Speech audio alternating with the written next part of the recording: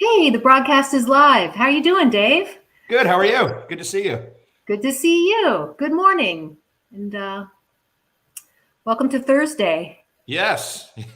It's been a really good week here. We put out last week our CUB solar guide, and if you all watching haven't downloaded it yet, you really should. I was helping to edit it, but this week I took a step back and took a look at it, and it's really great kind of soup to nuts guide for Illinoisans about how to go solar, all of the different opportunities, the background on the different state policies that have given rise to the solar boom here in the state, and just really practical considerations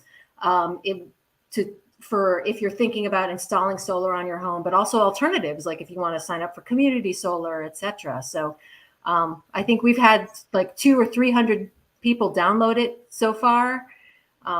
Just in like the first day. Mm-hmm. Yeah, our team, as you know, just did an awesome job on it. I was reading it last night, and I mean, I had seen it before, but when you see the finished product, it looks really nice. It's designed really well, and it's also just gets to the heart of the matter, I think, in a very nice way. Makes concepts easy to understand and helps you become an educated consumer. So it's a free guide, like all of our publications. So I would encourage people to go to our website at citizensutilityboard.org, and it's right there. You can download it, and we're quite proud of it.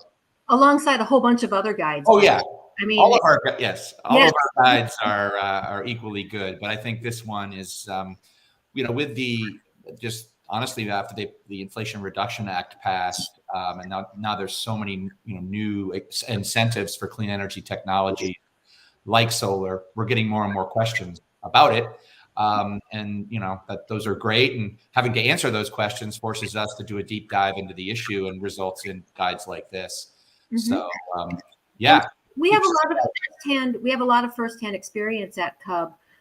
We help do grassroots education about Illinois' income qualified solar program, which is called Illinois Solar for All. We also are about to embark on, I think, our 4th year running a Solarize or group Grow Solar Chicagoland group purchasing program for people in the Chicago area who are interested in going solar in their own homes. So if you go to growsolarchicagoland.com, I think, or .com, you can get information about that. We're about to kick off that program that makes solar all the more affordable for homes in Illinois and in Northern Illinois. So through that, we have firsthand experience. Our in-house solar expert, Marina, has heard it all. So that's a lot of our expertise comes from, we hear from consumers directly about their experiences. And so, we are a resource from, if you want to go online, check out the guide. If you want to sign up for a solar power hour, if you want to watch a recording of one of our solar presentations, or if you have a specific inquiry or concern, you can always call us. I know we're not here to talk about solar today, but I'm just well, the guide came out, so we thought it would be good. It just came out. It's been hugely popular. So we thought it would be good to let people know that it's there. But meanwhile, I actually the idea for today's topic was mine because you're starting to hear more buzz around this idea of hydrogen as a clean energy source. Maybe it hasn't entered like the public discourse as much as, but I mean, I think a lot of folks who are kind of paying attention to kind of like the environmental news and stuff are starting to hear about this stuff. And I thought maybe it would be a good chance for us as CUB to kind of lay the groundwork and kind of introduce some of these concepts about what's the deal with hydrogen, how promising an energy source is it really, what's going on in Illinois with hydrogen, and just kind of fill folks in, because I think there's a bit of a learning curve about what it actually is and what it promises to do. And I think there might be kind of a disconnect. Like, are we actually going to be like, running hydrogen to our gas stove or what? So I thought maybe this would be a chance for us to kind of go over the basics, and also for me to interrogate you about what's going on in Illinois. Wish I knew. Yeah. I knew. No, I know a little bit about that. Let me just say this. I mean, the reason I think that talking about hydrogen, and particularly clean hydrogen, has entered kind of the energy geek circles as hard as it has over the last few months is a combination of a few factors. The first is that it looks like to decarbonize the hard to decarbonize sectors of our economy, like long haul trucking and aviation, concrete, steel. It looks like we're going to have to find a way to use something like hydrogen, mainly because it's really difficult to electrify heavy industry and long haul transportation. And we know what to do to decarbonize for pretty much every other part of our economy. So for the electric grid, we're on a path to 100% carbon free. And so as much as you can electrify, that's what you want to do. But there's these sectors that you're probably going to need some other technology for their unique circumstances, and hydrogen I think plays a crucial role here. But and that's because the sheer amount of electricity that would be needed for some of it is a combination of heat. So this, when you get into heavy industrial processes, they require tremendous temperatures. Some of it is what you're referring to. You can think of while passenger vehicles, should all electrify. When you're doing a long haul truck, let's just say going from LA to New York, the battery needed to power that would be extraordinarily heavy. It's not clear that will be a viable alternative, even though for passenger vehicles, electric cars make all the sense in the world. So there are these sectors that are particularly difficult to electrify because of the nature of the battery that would be needed, coming into conflict with the mode of transportation. Likewise with long haul aviation, it's very difficult to electrify a plane that goes a fair distance. And so, that's the basic gist of it. So hydrogen, to be clear, we're not talking about burning hydrogen like you would, because that also that emits this gets hydrogen oxide, right? I mean, that's not good. What we're talking about is fuel cells, which kind of you could be talking about everything. But this is where it gets to, because the second reason we're talking about this is that the Inflation Reduction Act and the bipartisan infrastructure bill put a lot of money into developing the hydrogen economy. So clean hydrogen is probably needed in the hard to decarbonize sectors. And now there's a whole bunch of money, massive amounts of money put behind hydrogen, particularly clean hydrogen. But all of this, whether this is a good thing for consumers and or the environment, depends on how it's used. So, for example, the thing that you just meant, could you burn hydrogen to produce power? Yes, but that's incredibly inefficient, and it still produces greenhouse gas emissions. You're not going to want to do that. The fuel cell use, because the fuel cells are if the supply chain is done correctly, could be zero carbon. That may make sense. So it's that type of trade-off. Likewise, clean hydrogen is going to be a very valuable commodity as states and countries try to decarbonize. But we want to make sure there's not an infinite amount of it. You want to make sure that it's used in those sectors and not used in sectors where it comes into conflict with things we already know how to do and we can do it cheaper. And the big example here would be home heating. So, right now, most of our homes, at least in the Midwest, are heated by natural gas or propane. And in order to meet our climate goals, we are going to have to transition to using high efficiency electric heat pumps. And we have until about 2050 to finish that. So we've got some time, but that's a clear path that makes sense, that will be, basically a better form of heat. It will be cheaper. And it will be, if we do it right, it'll be zero carbon or darn near close to it. Using hydrogen to blend into the existing gas system just doesn't make any sense from a policy point of view. It's incredibly expensive. Moreover, you'd have to if you wanted to just put pure hydrogen into homes, you'd have to redo the piping anyway. You have to build a whole new network anyway. And so what's the point? So what we don't want to see in this debate is the hydrogen discussion going in ways that it should be used to prolong sectors that we know have to change, with home heating being the biggest example there. Likewise with passenger vehicles, there really doesn't seem to be much of a role for hydrogen in passenger cars, because we know what to do with electric. Again, it's going to be cheaper. And we've already got, in effect, a distribution network that's already there in the electric grid.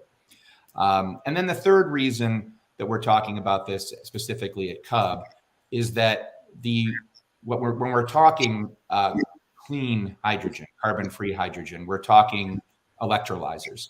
And essentially you're mixing water with the shock of electricity and producing hydrogen. You're basically splitting the H2 from the O in water.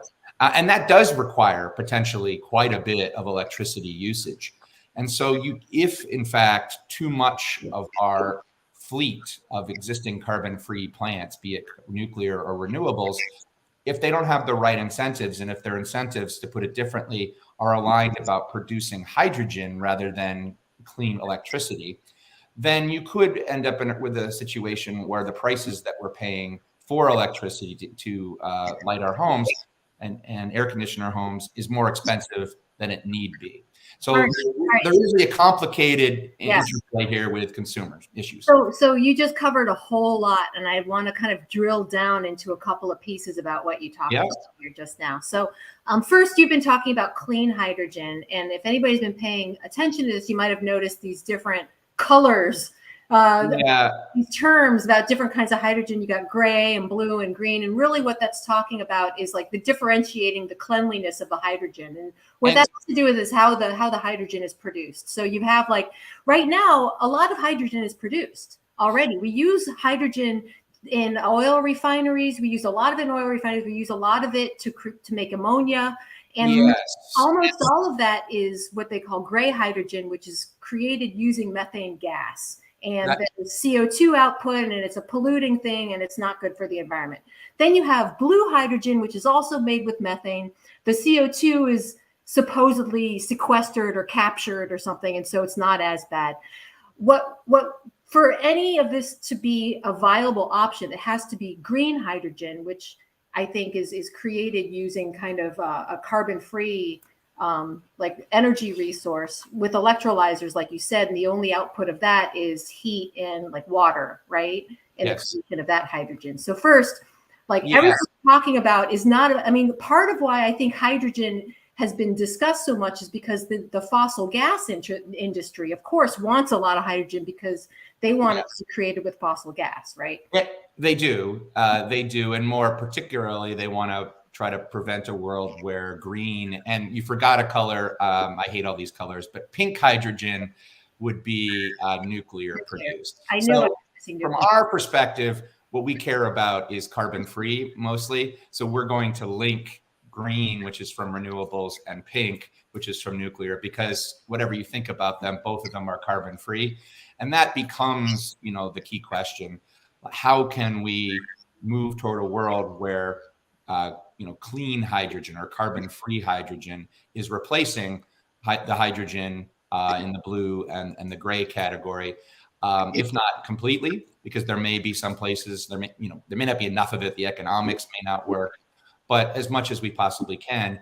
And the whole purpose of the way the Inflation Reduction Act hydrogen incentives are structured, the idea is to bring carbon-free hydrogen at price parity. Right now it's more expensive, but the idea is to develop a market with these incentives so that it becomes at price parity.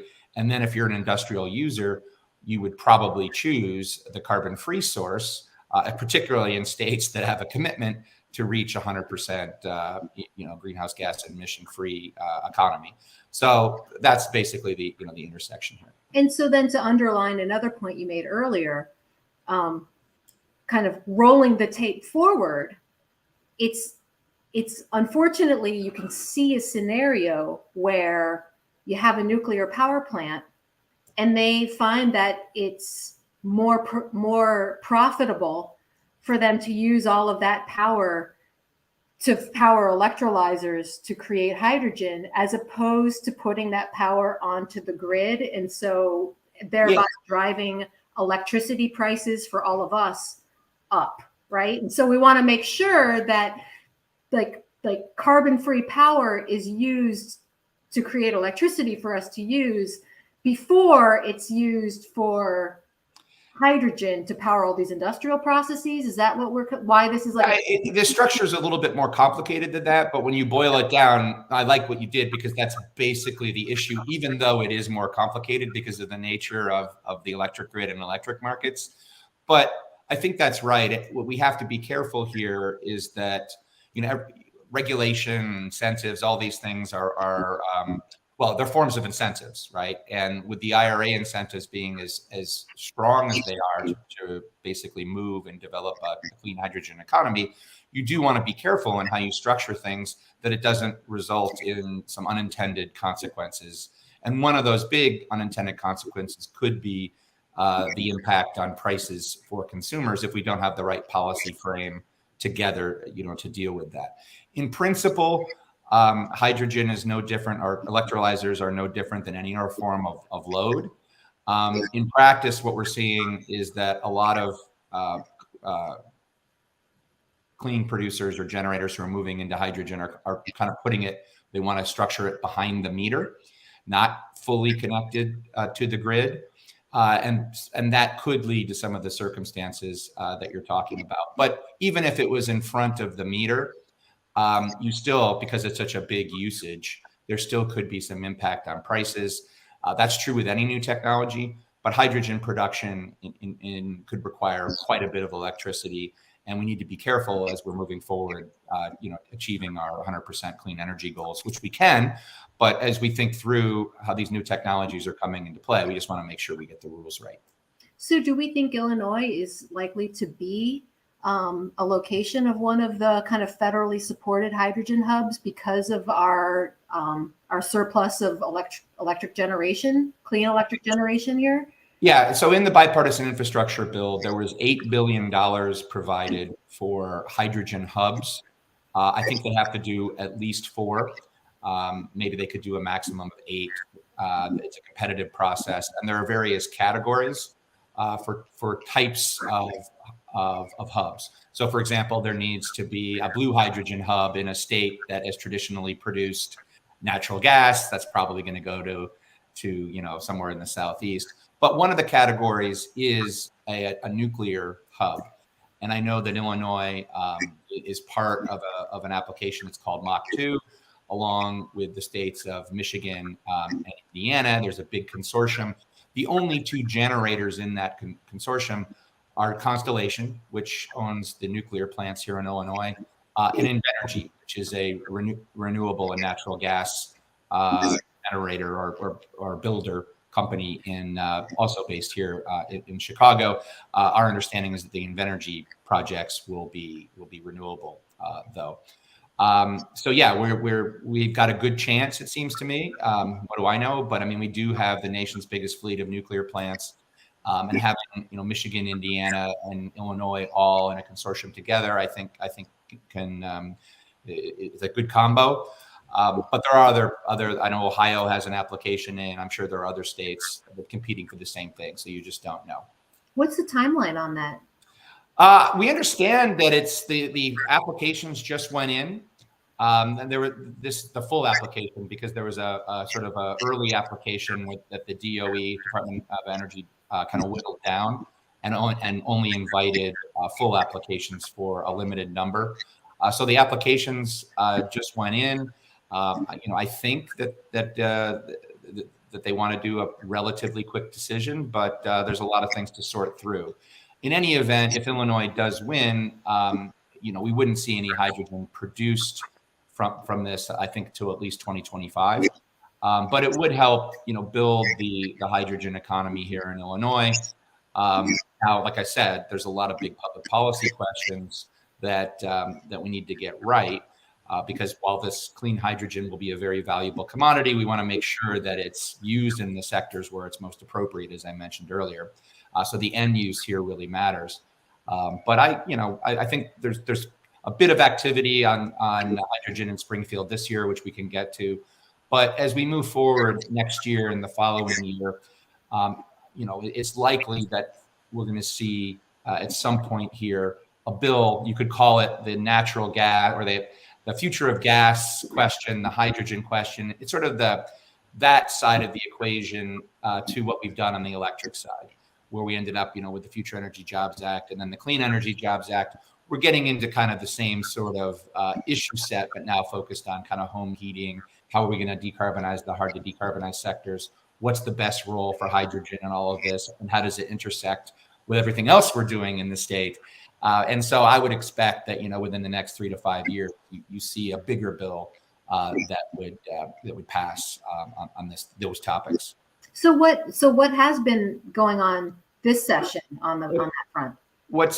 This session, there is a proposal from Constellation, but also some members of the consortium, the Mach 2 Constellation being the owner of the nukes. Yeah, the owner of the nukes. That would be a clean hydrogen consumption tax credit, so that to help the economics even further of clean hydrogen. And the idea behind this tax credit, that to hear Constellation and legislative supporters of it, is that it will help our application to get one of the hydrogen hubs, because the state is showing that they're committed to developing this clean hydrogen economy. And that is one of the biggest factors that DOE needs to consider.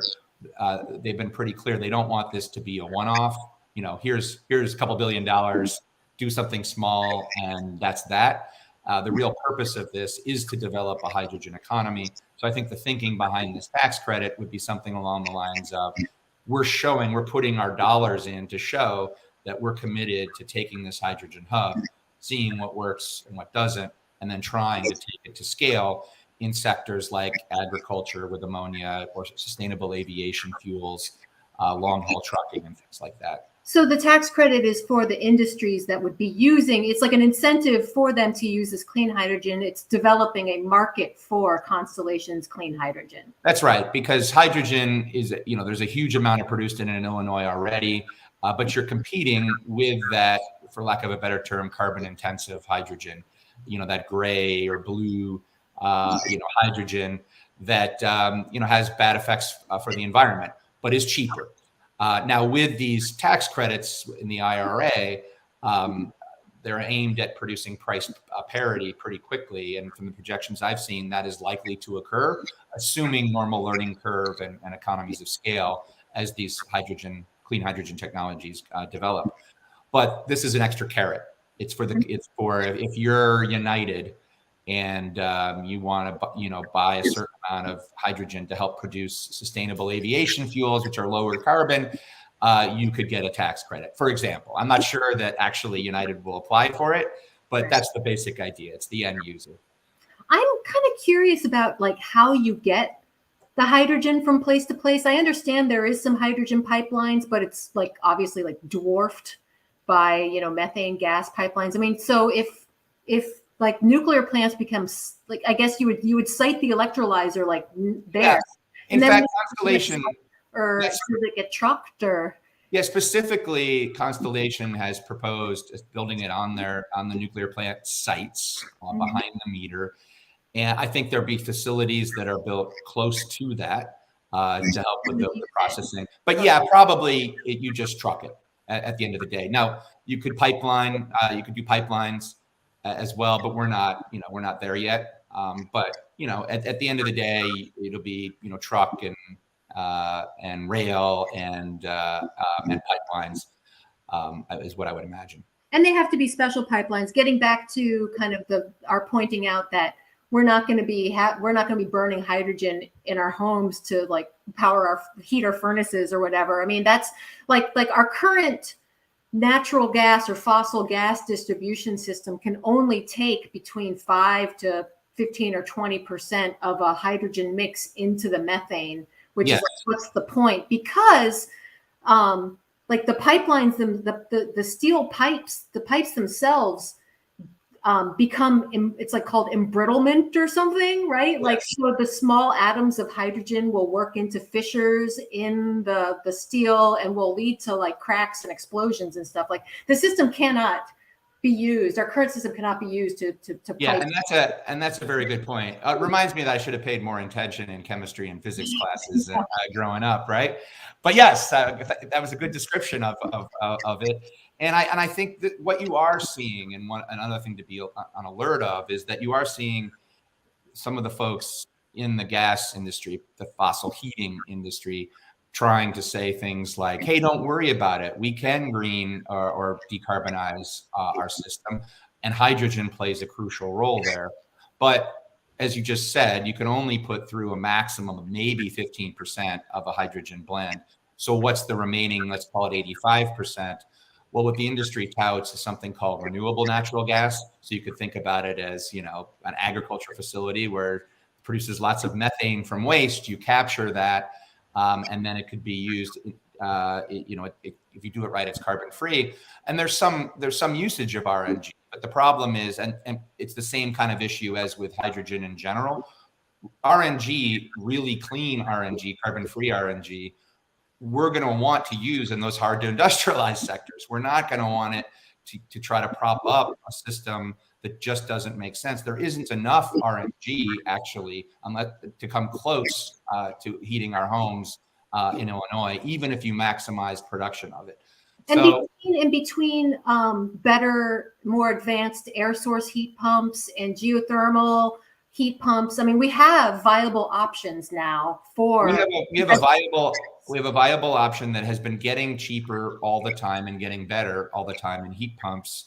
And also the Inflation Reduction Act incentivizes those as well. So we expect that they're going to get even cheaper still. So we have. And we're putting together a heat pump group buys here. That's right. Stay tuned. That's probably going to be the subject of one of our next Facebook Lives here. That's right. There's a lot of interesting developments on geothermal heat pumps, ground source heat pumps. We are going to be doing a geothermal group buy like we do with solar, and there may be air source as part of that too. I don't even. Is that right, or is it just? We're working on it. We're working on it. Yeah, for the ground source, but we're working on air source. Yeah, so that'll be great. Mm-hmm. Yeah. Well, it's already like 10:28. I knew that. Freeze. Did I freeze? Oh, I froze there for a second. Oh yeah, I've been having weird internet too this week. So I don't know. I mean, I just think that thank you for talking with me about this kind of. Yeah. Me to kind of talk through these concepts, to just kind of make sure that I've got them clinched down. And I think we're going to be hearing more about this stuff in days to come. So I always want to. Yeah, it's the kind of issue that I know we really like, in that it's pretty complicated. It's interesting, and it has, but it's not so much that the science is complicated as that the politics and how it intersects with what we're trying to do to decarbonize in the most clean energy friendly way and consumer friendly way. So it's an interesting policy puzzle to try and solve, but we'll definitely be working on this more than we ever thought we would over the next few years. Mm-hmm.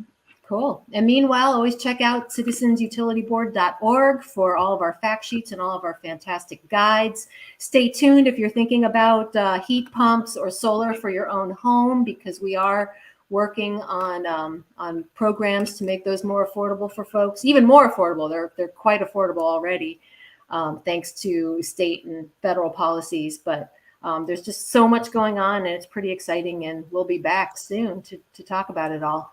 Thanks, Sarah. Yeah. Thank you, Dave. Later. Later.